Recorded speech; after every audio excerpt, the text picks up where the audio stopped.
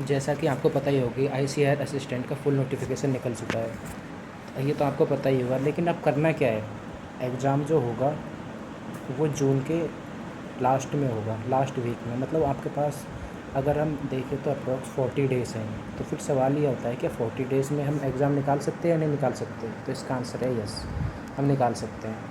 देखो, इसका जो एग्ज़ाम पैटर्न है ना, वो बिल्कुल एसएससी वाला है।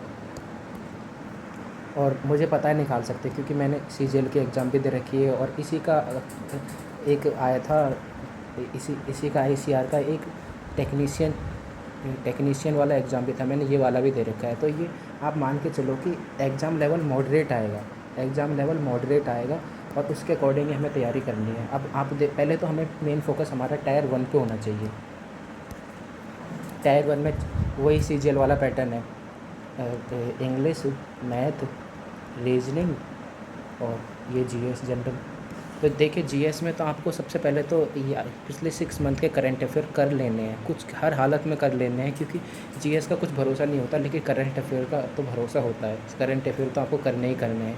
इंग्लिश सीजीएल वाली, अगर आपने सीजीएल की भी तैयारी कर रखी है, तो अगर इंग्लिश बहुत ईजी आती है और इसमें भी इंग्लिश ईजी आएगी, मैथ भी ईजी आएगी, अर्थमेटिक और रीजनिंग भी ईजी आएगी, कुछ भी डिफ़िकल्ट नहीं आएगा। और कट ऑफ इसकी 150 या फिर 160 के बीच में आ सकते हैं। नॉर्मलाइजेशन होगा, जैसे आपने नोटिफिकेशन में पढ़ा ही होगा, नॉर्मलाइजेशन तो होना ही है।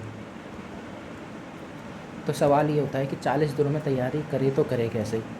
सबसे पहले तो आपको इंग्लिश में जो करना है, स्टार्ट रीडिंग न्यूज़पेपर्स या फिर कोई नॉवेल्स, न्यूज़पेपर्स।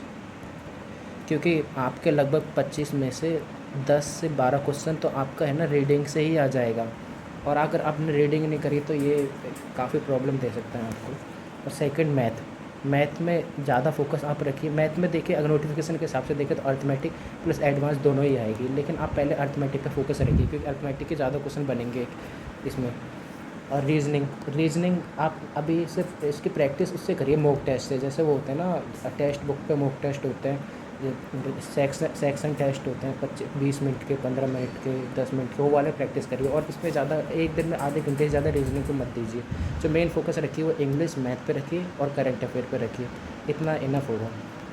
अब काफ़ी लोग बोलेंगे टायर 2 होगा, फिर उसके बाद फिर एक एसे और लेटर भी लिखना होगा, फिर उसके बाद एक है ना सीपीटी भी होगा। हाँ, ये तो होगा। देखो, जॉब चाहिए लेवल 7 या फिर लेवल 6 की जॉब चाहिए।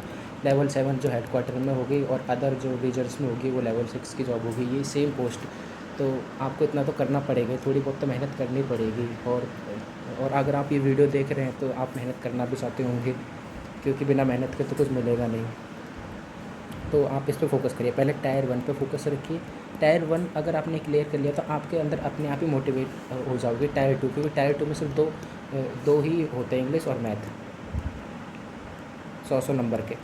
और टायर 3 की आप चिंता मत करिए। टायर 3 में आपको एक ऐसे और लेटर लिखना होगा जो इंग्लिश और हिंदी दोनों में लिख सकते हैं, और इसमें लगभग सबको सेम ही नंबर मिलते हैं। अगर 100 में से सबको एवरेज 60 या 65 नंबर, अगर आपने कभी सीजन का एग्ज़ाम दे रखा है तो आपको पता होगा कि एवरेज 60 या 65 नंबर ही बनते हैं सबके। तो इसकी आप चिंता मत करिए, आप मेन फोकस टायर 1 पे रखिए, क्योंकि टायर 1 में ही क्लियर नहीं होगा तो आप फिर आगे कैसे बढ़ेंगे। टायर 1 क्लियर करिए, टायर 2 पे बाद में फोकस करना है, क्योंकि टायर 2 पे फोकस क्या करना है, अगर टायर 1 कर लिया तो सेम सिलेबस टायर 2 का भी तो वही है, मैथ और इंग्लिश, जो टायर 1 में आपको करना है। और 40 डेज़ मुझे लगता है कि एक काफ़ी अच्छा टाइम होता है एग्ज़ाम को क्लियर करने का। क्योंकि मैंने खुद में 3 मंथ की प्रिपरेशन करी थी, जब मैं सीजीएल में पहली बार अभी मैंने एग्ज़ाम दी लास्ट 2020 वाली, मैंने अपना प्रीड भी निकाल दिया, उसमें मेन भी निकाल दिया, डिस्क्रिप्टिव भी मैंने दिया था। तो मुझे लगता है कि अगर मैं 3 मंथ में कर सकता हूँ तो और ये तो इसका लेवल इससे ज़्यादा ईजी आएगा सीजीएल से, तो आप भी कर सकते हो। अपना मेन फोकस करंट अफेयर में रखना, मैथ में अर्थमेटिक में रखना, इंग्लिश में रीडिंग में रखना, और रीडिंग के अलावा आप ईडियम फ्रेजेस और प्लस एक्टिव पैसिव ये नरेशन वाले भी कर सकते हो, कि करने ही है, कर क्या सकते हो, ये तो करने ही पड़ेंगे, देख लेना आप। और फिर रीजनिंग में तो आपको पता ही है कि ना 20 और 21 मिनट का जो होता है ना मॉक टेस्ट बुक का, वो ही लगाना है और कुछ नहीं लगाना है। रीजनिंग पे ज़्यादा ध्यान नहीं देना इसमें। करंट अफेयर आपको 1 मंथ वाले करना, 1 मंथ वाले करंट अफेयर आपको करने हैं, ना कि वो डेली वाले करंट अफेयर बिल्कुल मत करना। ये इसमें कोई करता भी नहीं, वो सिर्फ टाइम ख़राब करता है, आपको इतना याद भी नहीं रहेगा। 1 मंथ वाले में करना, मैं जिससे करता हूँ वो है ऑलिव बोर्ड। वो वहाँ पे एक मैम पढ़ाती है, उसका नाम शीतल मैम है, तो वो मुझे बढ़िया लगता है, तो मैं वहाँ से करता हूँ। आप चाहे किसी से भी कर सकते हो। बस 1 मंथ वाला करना, जो 1 मंथ के 1 या 2 घंटे की वीडियो होती है, बस वही करना, ज़्यादा मत करना। अगर इसी में अगर आना होगा तो इसी में से आ जाएगा, नहीं तो नहीं आएगा। बाकी आप इंपॉर्टेंट चीज़ें देख लेना, जैसे इंपॉर्टेंट आर्टिकल्स या फिर डिजीज़ वाले। और क्योंकि आईसीआर ये टेक्निकल आईसीआर है, ये मुझे लगता है कि इसमें एग्रीकल्चर रिलेटेड क्वेश्चन भी पूछ सकते हैं, जैसे कि कुछ भी एग्रीकल्चर के यहाँ पे कुछ मिशन हुआ था एग्रीकल्चर से रिलेटेड या फिर कोई भी, तो यहाँ पे आप इसमें देख सकते हैं।